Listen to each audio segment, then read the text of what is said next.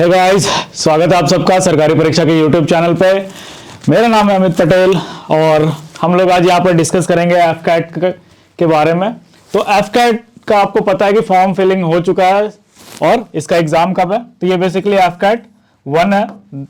AFCAT साल में 2 बार निकलती है, तो ये पहला वाला एफकैट है। इसका एग्जाम डेट अनाउंस हो चुका है 24, 25 और 26 फरवरी 2023। तो हम जान लेते हैं वो इंपॉर्टेंट टॉपिक्स और सिलेबस। अगर लास्ट मिनट प्रिपरेशन करना है तो कि मतलब कुछ अगर पीछे रह गया हो, लगता है कि ये कर लेते हैं तो हो जाएगा, तो मैं यहाँ पर आपको इंपॉर्टेंट टॉपिक लिख कर लाया हूं कि इंपॉर्टेंट क्या क्या पूछा जाता है हर एक सेक्शन में।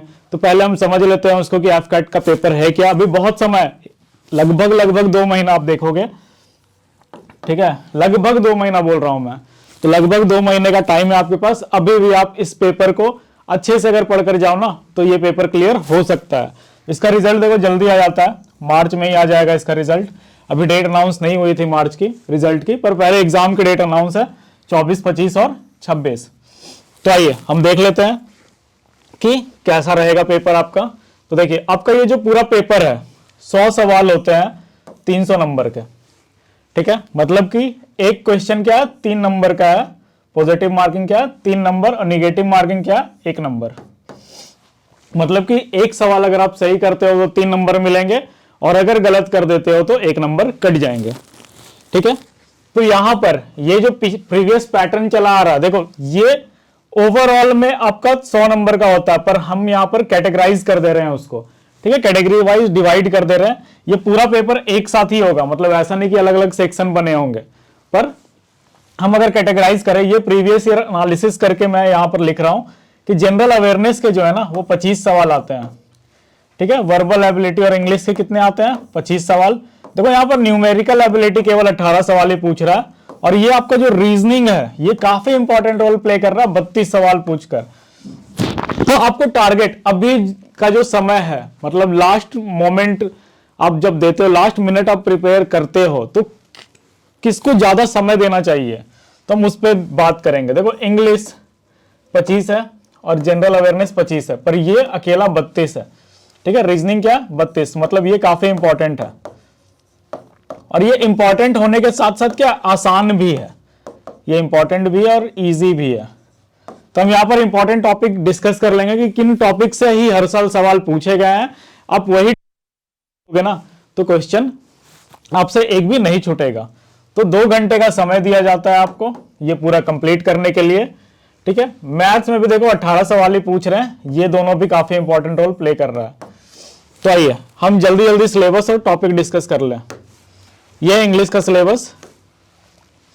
तो इंग्लिश में क्या आता है, एक सिनोनिम्स आएगा, comprehension, error detection, antonyms, sentence rearrangement, sentence completion और filling in correct word, idiom phrases, cloze test, fill in the gaps in paragraph, analogy और वन वर्ड सब्स्टिट्यूशन। तो ये आपका बेसिकली यहां आप देखोगे तो देखो हर एक रोल में क्या होता है कि वोकैब काफी इंपॉर्टेंट है। मतलब कोई भी एग्जाम देखोगे वोकैब इंपॉर्टेंट है, मैक्सिमम क्वेश्चन वोकैब से बन जाते हैं, ठीक है। यहां पर देखो वन वर्ड सब्स्टिट्यूशन हो गया, एनालॉजी हो गया, क्लोज टेस्ट में 1-2 वोकैब होते हैं, फिर इडियम फ्रेजेस, साइनो एंटो, ठीक है। तो ग्रामर पोर्शन छोटा होता है, तो देखो वोकैब एक दिन में तो कर नहीं सकते। तो आप क्या करो कि इंपॉर्टेंट वोकैब का जो लिस्ट है ना वही पढ़ते रहोगे कि ये सवाल पहले ही पूछे गए हैं, ये इंपॉर्टेंट वोकैब है, इस तरह के पूछे जाते हैं, तो वो daily basis, day to day basis पे हो जाता है। तो अभी बहुत समय है, आप डेली के अगर रखोगे ना कि मुझे इतना वोकैब करना है, इतना वन वर्ड सब्स्टिट्यूशन 20-20 ही रख लो टारगेट में कि 20-20 ही करना है कम से कम। देखो एग्जाम जब तक आएगा ना, ऐसा तो नहीं है कि क्वेश्चन सारा छूट जाएगा आपसे, एक आध छूटा तो छूटा, पर मुझे नहीं लगता कि अगर आप डेली के टारगेट में 20-20 रखोगे, ये कि 20 वन वर्ड सब्स्टिट्यूशन कर लिया, 20 इडियम फ्रेज कर लिया, 20 साइनो एंटो जो भी है कर लिया, तो आपका कोई छूटने वाला है सवाल, ठीक है।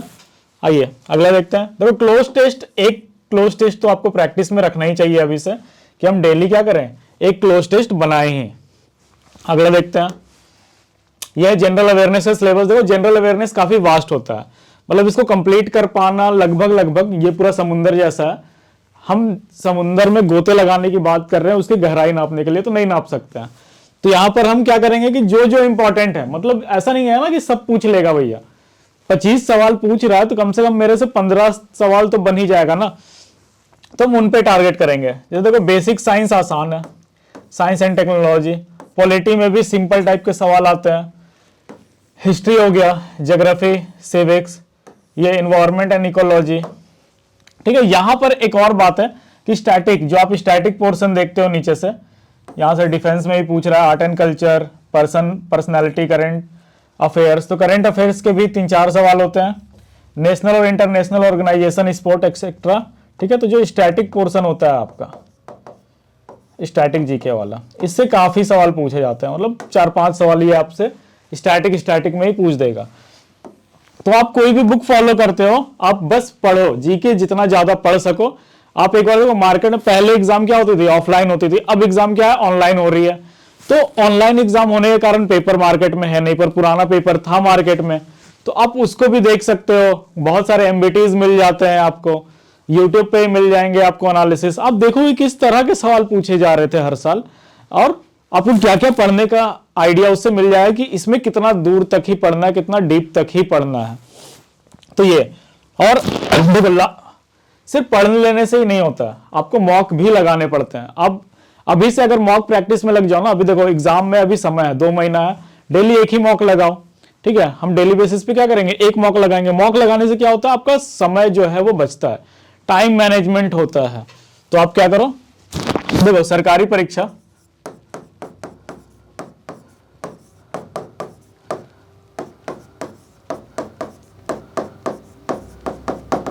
सरकारी परीक्षा पे जाओ। ठीक है, इसका वेबसाइट भी है और ऐप भी है, आप प्ले स्टोर से इसका ऐप भी डाउनलोड कर सकते हो। तो इस पे हमने अनलिमिटेड मॉक दे रखे हैं।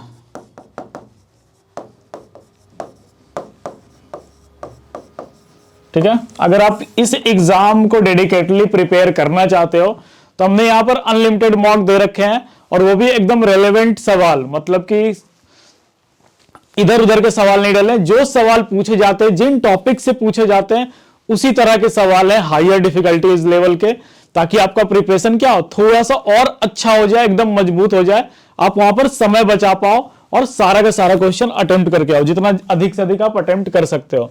तो आप जरूर जाए, और सरकारी परीक्षा.com वेबसाइट या ऐप आप दोनों यूज कर सकते हो। अगर आप लैपटॉप पे खोलना चाह रहे हो तो वेबसाइट पे जा सकते हो, अगर आप फोन यूजर हो, फोन पे ही मॉक लगाते हो, तो आप ऐप पे भी मॉक लगा सकते हो।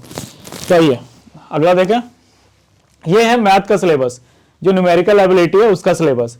देखो टाइम एंड वर्क से 2-3 सवाल पूछता है ये आपसे, एवरेज से भी 1-8 सवाल पूछता है, परसेंटेज से भी 1 से 2 सवाल पूछता है, डेसिमल फ्रैक्शन हो गया, ratio and proportion, simple interest और compound interest, profit loss, time and distance, area and perimeter, probability, number system और number series, mixture alligation, clock से भी 1-8 बार सवाल पूछा गया था। ठीक है, और एक और चीज है जिससे आपसे ये सवाल पूछता है कभी कभार, वो है सर्ट्स एंड इंडिसेस। ठीक है, तो ये पूरा का पूरा अरिथमेटिक है।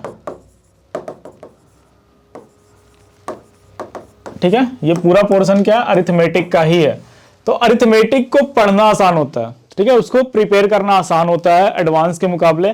मैथ आपको पता है कि अरिथमेटिक, एडवांस और डीआई में डिवाइडेड होती है, इसमें डीआई एकदम नहीं आता। ठीक है, डीआई का एक सवाल भी नहीं आएगा, अरिथमेटिक ही आएगा पूरा का पूरा। और आपको अरिथमेटिक का सिलेबस दिख रहा है, इसमें एक ही तरीका होता है क्वेश्चन बनाने का, कि ये तरीका आप सीख लिए, भले उसमें समय ज्यादा लग जाए, ठीक है, आपसे वो सवाल बन जाएगा। तो काफी आसान टाइप पूछता है आपसे, वो ज्यादा मेहनत भी नहीं करवाता, ज्यादा कैलकुलेशन भी नहीं करवाएगा, 1-8 सवाल तो कैलकुलेशन के मिल ही जाते हैं। तो ये है आपका मैथ का पूरा सिलेबस। ठीक है, और बहुत समय है, अभी से अगर आप लगोगे ना तो आपके पास इनफ टाइम है, आप आराम से इसको कवर कर सकते हो। आइए अगला सेक्शन देख ले, ये आपका काफी इंपॉर्टेंट, 32 नंबर आ रहे हैं भैया इससे, मतलब 32 सवाल हैं इसमें। क्या है, रीजनिंग और मिलिट्री एप्टीट्यूड। देखो ये मिलिट्री एप्टीट्यूड लिख कर डराता है बच्चों को, होता केवल रीजनिंग ही है। ये आपसे अल्फाबेट और वर्ड टेस्ट पूछता है, एनालॉजी पूछता है, एनालॉजी में ढेर सारे टाइप होते हैं, हो सकता है वो जीके टाइप पूछ दे, हो सकता है इमेज बेस्ड पूछ दे, हो सकता है वो आपसे नंबर ऑफ वर्ड्स वाले पूछ दे। ठीक है, तो वो सारे पूछे जाते हैं इसमें एनालॉजी में। क्लासिफिकेशन में भी सेम है, सेम टाइप ही आता है। कोडिंग डिकोडिंग में दोनों आता है, number words, word number mix करके। डायरेक्शन और डिस्टेंस वाले से सवाल आता है। नॉन वर्बल रीजनिंग में वो सारे नॉन वर्बल लगभग पूछता है। सीरीज में भी आपसे नंबर सीरीज और इमेज बेस्ड सीरीज दोनों पूछता है। फिर वेन डायग्राम।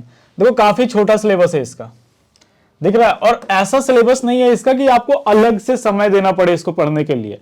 और भैया 32 सवाल भी पूछ रहा है, तो आप केवल मॉक ही प्रैक्टिस करोगे ना, तो आपका रीजनिंग में तो काम हो जाएगा।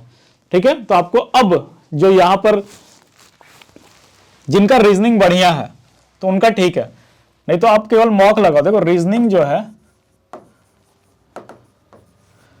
ये केवल अगर आप डेली मॉक लगाते हो,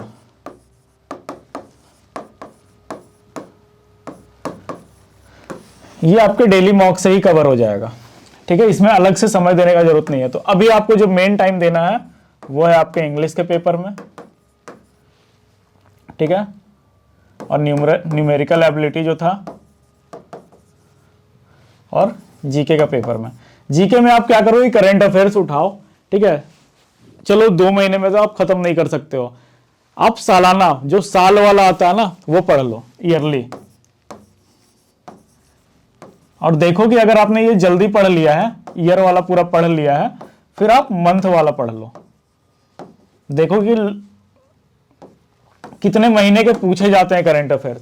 आप प्रीवियस ईयर जैसे ही एनालिसिस करोगे आपको आइडिया लग जाएगा कि इतने पुराने ही पूछे जाते हैं, तो आप उतने महीने तक पहले के एक आध महीना और छोड़ के वहां तक कर लो। पर मैं अभी सजेस्ट करूंगा कि लास्ट मोमेंट पे आप ईयरली ही पढ़ लो। ऐसा नहीं कि 2 से 3 अगर करंट अफेयर्स पूछ रहा है तो सारा का सारा छूट जाएगा। अगर आप ईयरली अच्छे से पढ़ते हो तो एक आध छूटेगा।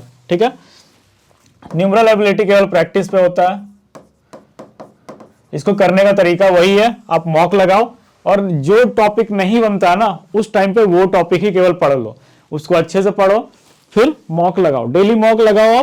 आप टॉपिक बाय टॉपिक पढ़ना स्टार्ट करो। जो मतलब कि आपका काफी स्ट्रांग पार्ट है मैथ्स में, उनको छोड़कर जो भी वीक पार्ट है, आपको लगता है कि हाँ टाइम एंड वर्क में थोड़ा सा ये वाला टाइप में मैं फंसता हूं, वो वाला टाइप पढ़ लो। तो अभी के समय ऐसे इसको पढ़ा जाता है। ये नहीं कि आप अभी से लगाने बैठ जाना कि मैं अब से पढ़ना चालू करूंगा, तो नहीं, उतना समय भी नहीं है कि अब से पढ़ोगे तो हो जाएगा।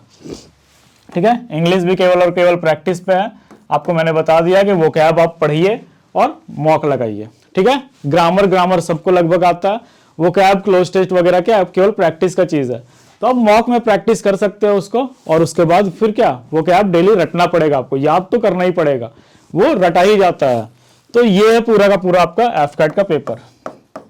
ठीक है, तो मैं आशा करता हूं कि आप सब अभी से तैयारी में लग जाएंगे और आपका पेपर क्या होगा, अच्छा जाएगा। अगर आपको लगता है कि कुछ और चीज मिस हो रहा है यहाँ पे, कुछ और आपको एफकैट से रिलेटेड और भी जानकारी चाहिए, तो आप हमें कमेंट में पूछ सकते हैं।